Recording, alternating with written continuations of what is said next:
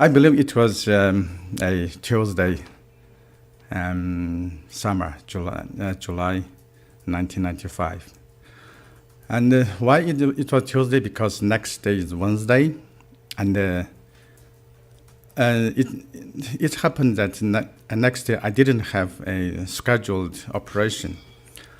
And one of my chief surgeon and called me and said, I can see from the rota that tomorrow you are free. I said, yes, I'm free.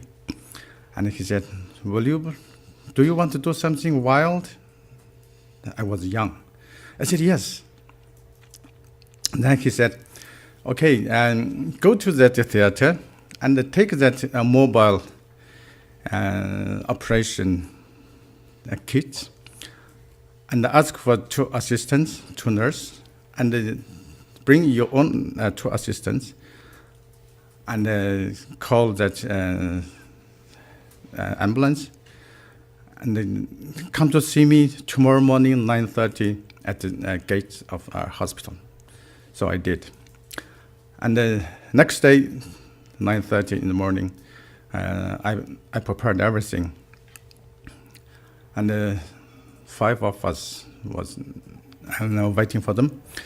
And they appeared, and there were 2 anesthetic, I don't know how to say, anesthetic, or, right.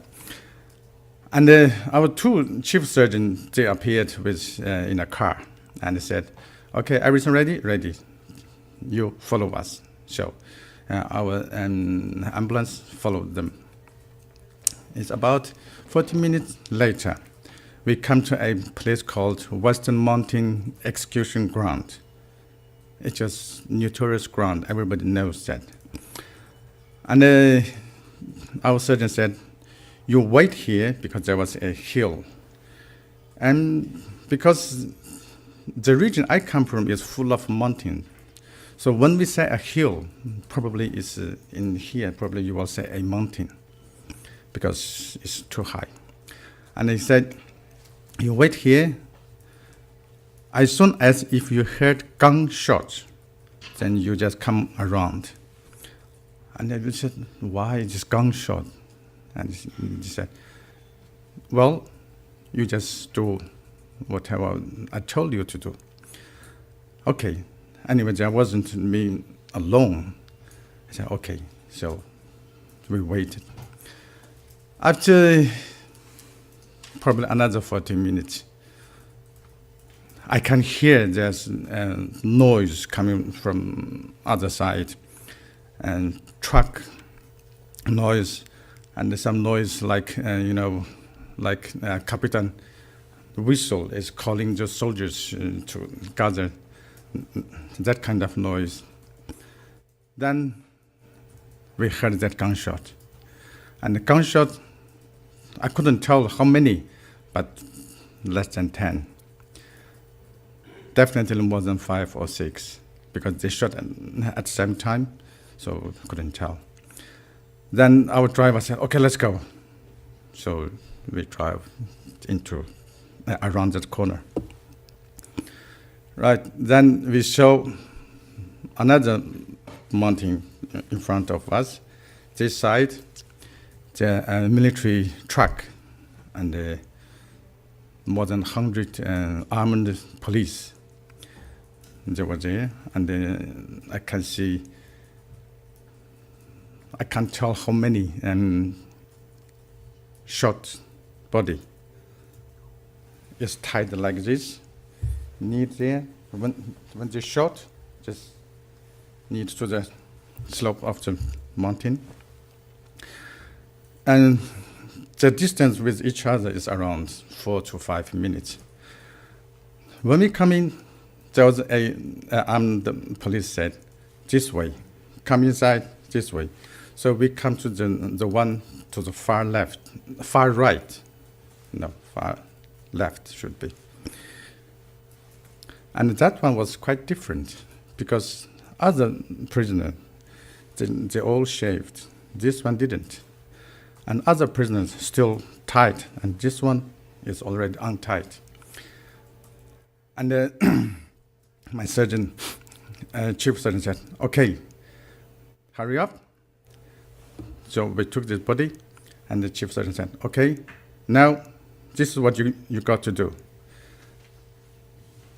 Get the liver and the 2 kidneys. Right, okay, because nobody can say anything. Right, so we did. As a surgeon, in normal surgery, you can see when you cut through the skin, if we hope to see blood come out, that is to say this person is alive. But that time I was expecting to see there's no blood because this person has been shot, so it's supposed to be dead. But to my surprise, when I cut through, blood still coming out. That is to say, blood still running. That means this person is still alive. And the gunshot wound is to the right, not to the left.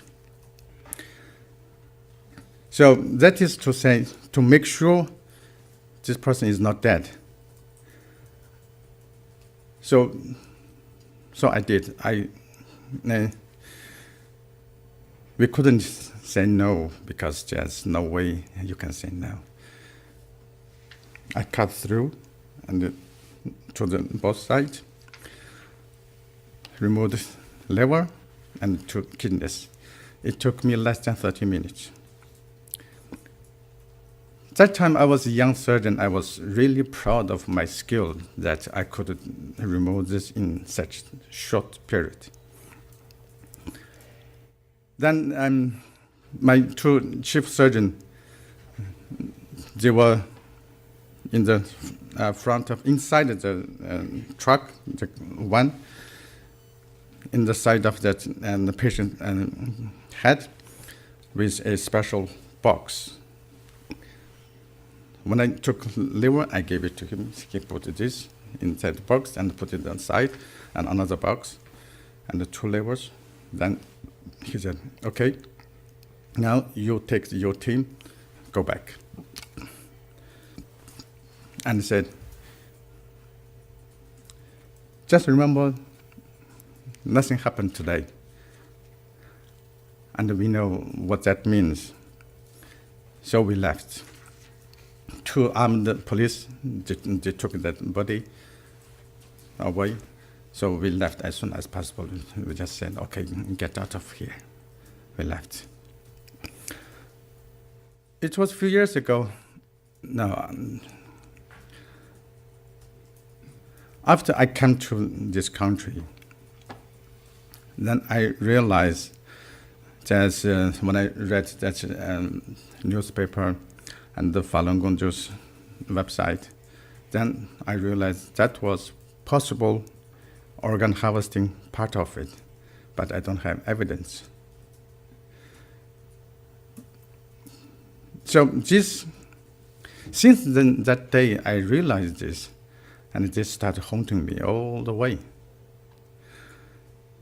So that is what happened, and I wish to answer questions, then give you more talk. Thank you very much.